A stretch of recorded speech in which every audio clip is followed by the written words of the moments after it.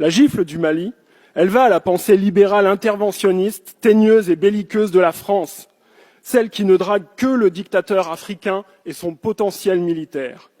La gifle du Mali, elle va à l'État français qui a privatisé sa politique étrangère pour l'intérêt de quelques capitaines d'industrie arrogants, quand le peuple de France, lui, n'en bénéficie plus.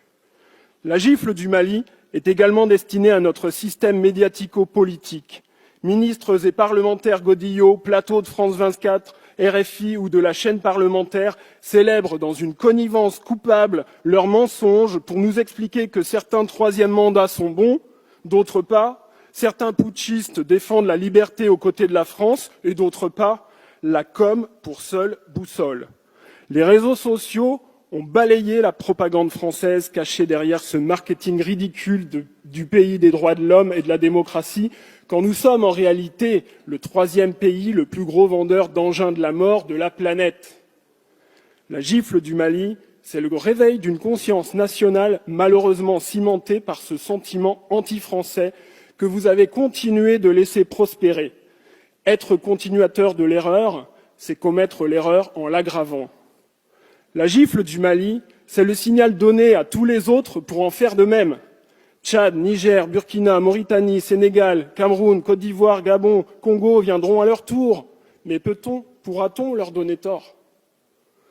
Notre mauvaise malice en Afrique a une histoire coloniale.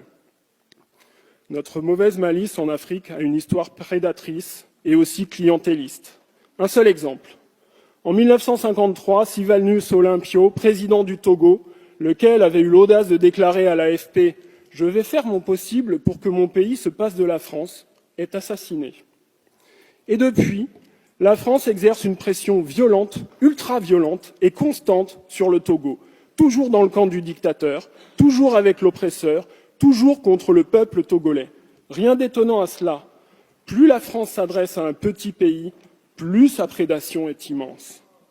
La gifle du Mali, c'est aussi la seule réponse possible d'un pays digne face à la tragique erreur française du 3 janvier 2021. Cette frappe aérienne conduite par l'armée française qui a tué 19 civils réunis pour un mariage à Bounti.